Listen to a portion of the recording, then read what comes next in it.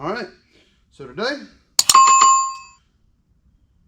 all right, hey, it's Matt, BlindGuysGarage. So today, we're gonna be dropping this motor in this Jeep.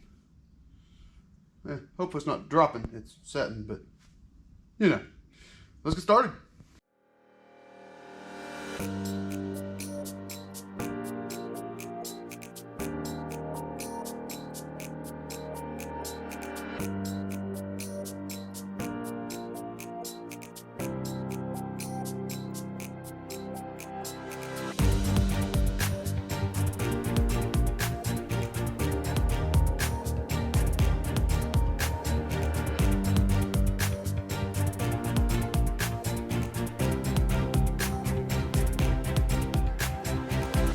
All right, well, we gotta stop for 2 seconds and fix the engine hoist.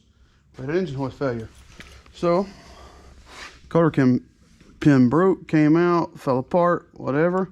And when it did, this little mechanism that uses to pump, rod fell out. And I was like, what happened here?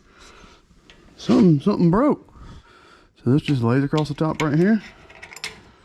And, yeah, either way. This pin goes through it, and as you can see, there's a little cotter hole in it. So we'll repin it and get back together. Even your tools break sometimes.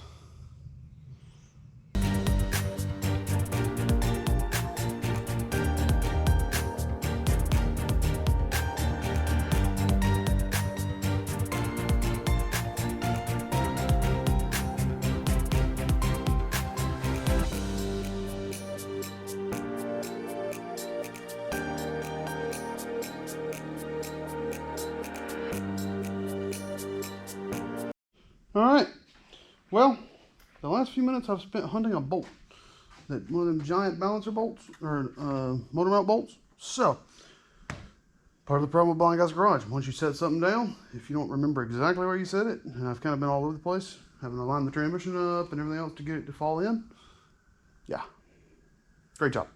So, I'm going to hunt that bolt down, and I'll bring you back once I find it. All right, so, if you're ready to laugh, here's my bolt. It's right in front of my eyeballs. Imagine that, BlindGuysGarage. Wife came down, she's like, hey, is that your bolt right there under that tire? I'm like, yeah, that's the one. So, here we are. Just crap happens. I just didn't see it. So, now what we do is we gotta get the bolt back in. But I went and ate lunch and all since then. And I've gentled the hoist down to where it's only got just a little pressure on it, so it's not holding the whole full 400 or 500 pounds of this motor. And if you want to see some excitement, look at there. Can you see it?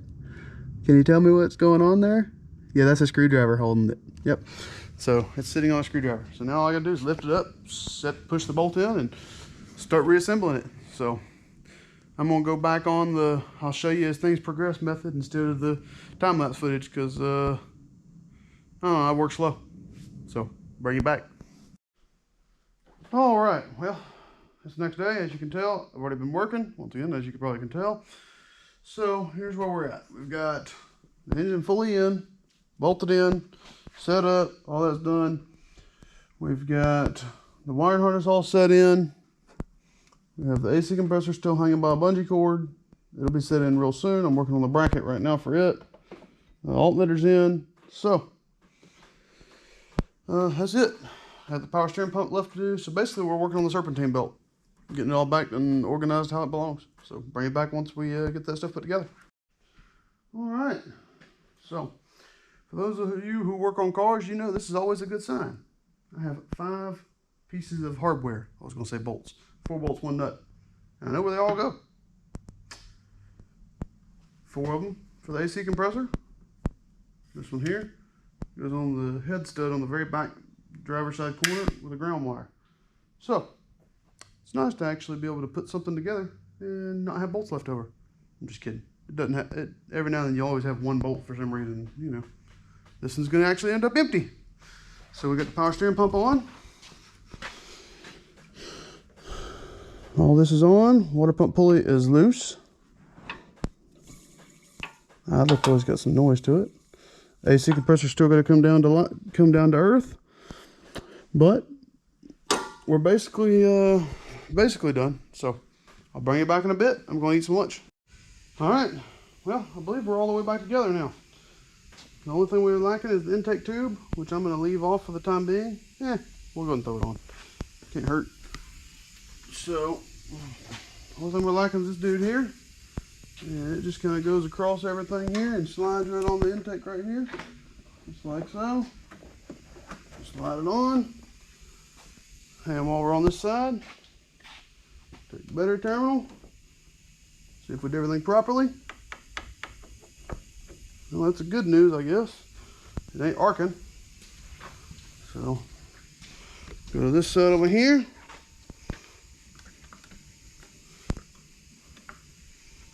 Slide the tube down on it. Check the throttle body first, make sure there's nothing in it. Shouldn't be. But not a bad idea. So, let's see. First thing we're going to do, we're leaning in. See if we got any juice in the Jeep. Uh-oh, no keys. All right, be back in a second. All right, we got the key. So, let's see what happens. I'm nasty dirty right now.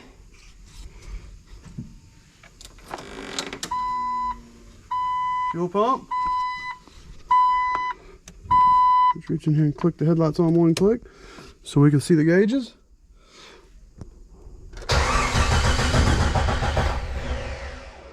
Ain't got oil pressure yet. I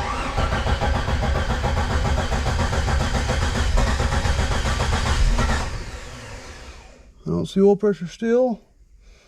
Looks like we got 11 volts there.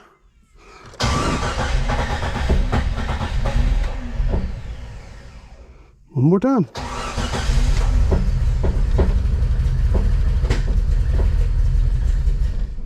Still got no oil pressure and it's running a little rough.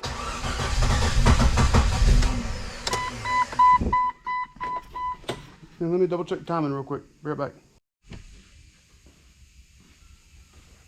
All right, let's give her one more shot, see what happens. About to skateboard.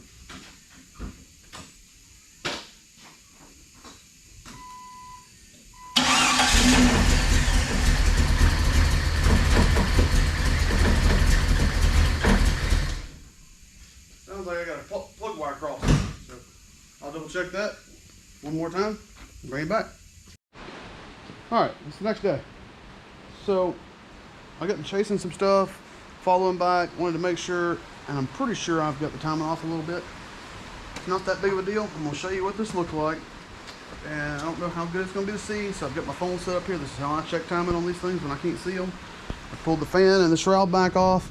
So let's see if you can see my phone on the camera here. I don't know how this is going to go. Well, you can see it pretty good. So you see there's a little bitty notch right there, and I've got it lined up almost dead up with a 0. Let's see. Yeah, I've got it lined up almost dead up with a 0. It's just a hair off, but I'm not even going to try to touch that. So there's a little notch on the crankshaft right there. There you can see it. I'm going to try to show you on the camera here. Let's see here. See, I mean, it's almost impossible to see down there. So that's why I'm using my phone to show you. Plus, that's how I check it, because I can't see it anyway. I just dump my pliers. So now what we're going to do is I'm going to pull the distributor cap, see where we're sitting. To check, I either need to put a compression gauge in here, or I got to pull the AC compressor off, put my thumb over the hole, and spin the motor over to make sure we're on compression stroke, or pull the valve cover. I'm not doing any of those things because I'm irritated and I'm about. So what we're going to do is we're going to pull the distributor cap back off and see where the rotor's pointing, and then I'll show you how to set the distributor after that. Alright, so for setting the distributor, here it is.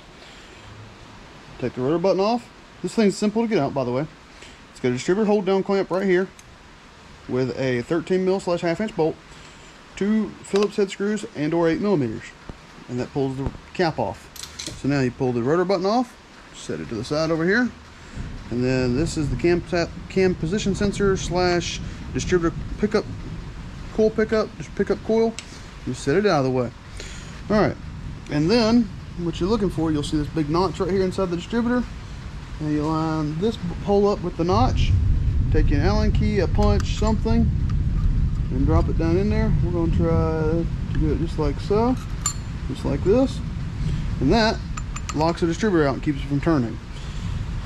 Now, somebody in the past has modified this distributor, probably because they couldn't make it run properly, You can see how they've notched it and made it bigger, the hole bigger here.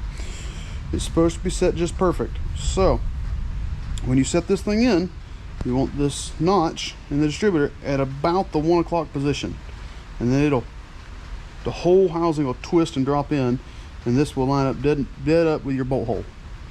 So this guy right here. So now let's see if we can try that. So like I said, it'll drop in. This guy here will be at about the 1 o'clock position, so it'll be pointing, if you're looking at a clock, 1 o'clock ish.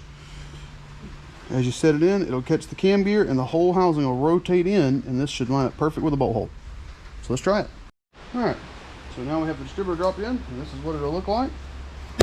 Oh, crashing y'all into the hood. Right, so you move the distributor cap out the way. You look down, you can see the distributor set in. You see the tang is lined up down there. So now, I apologize, I don't ever pull the distributor cap all the way out. So let's see if we can move this guy over here to get a better view here. See? So now, right there. So now all you really got to do is reach down here and pull this Allen head out and bolt it all back together. And if you did your job properly, it'll run. So let's try it. All right, so this has been a natural disaster. I've been chasing issues with this thing. I set the cam, I'm in the distributor again, hit the switch, fired up, ran exactly like it did the very first, second, third, fifth time I've tried to crank it. And got to thinking, but that crankshaft sensor is bad. They just don't like it. They don't like being messed with. They don't like being abused. I always take them out to make sure they don't get touched by the transmission or engine or anything as they're coming in, because they're bolted into the transmission. So I called AutoZone, had them send me a crankshaft sensor. Sorry. It is what it is. And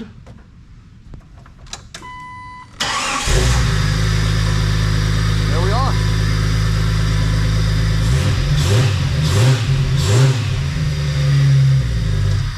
It runs. So now I got to put the front of the motor back together where I took it apart because I thought I might have been wrong on the timing, and I wasn't, and put it back together. So bring it back as soon as I get done. All right, got it all back together, and the only thing I've got left to do is put the washer fluid tank back on. Everything else is here. I can do that while it's running. So let's see. We'll crank it up and let it run. One click. Purrs like a kitten. It's got oil pressure. Volts is good. Out at about 1,000. Well, there it goes. Let's let it run for 15-20 minutes and see what goes. All right. Well, I believe we're finally done with this guy. I've had it sitting here running for the last 30-40 minutes, something like that. Radiator hose is warm, not over pressurized. Everything's back together. Forgot to close that. Yep, I did reinstall this. I'm going to fill it the rest of the way with water. And that's pretty much it. Everything's ready to go. We've checked the oil, checked the trans fluid, checked the power steering fluid. Got no leaks on the ground. Got no leaks on the ground. So I believe she's good to go. So having said that, I guess we'll see you in the next one. Hey, hold on. I guess I'm trying to snicker bomb y'all, you know. So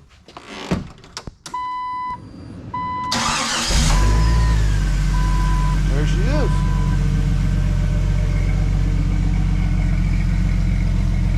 Aftermarket exhaust, some kind of aftermarket manifold on it. Sounds pretty good for a little 6-banger, 4-liter 6-banger.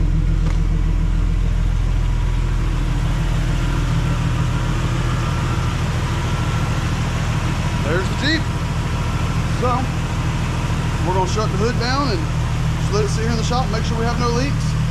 This will be the second run. This is the third run I guess I've actually had on it to let it run for. So that'll be it. Hope y'all have enjoyed it.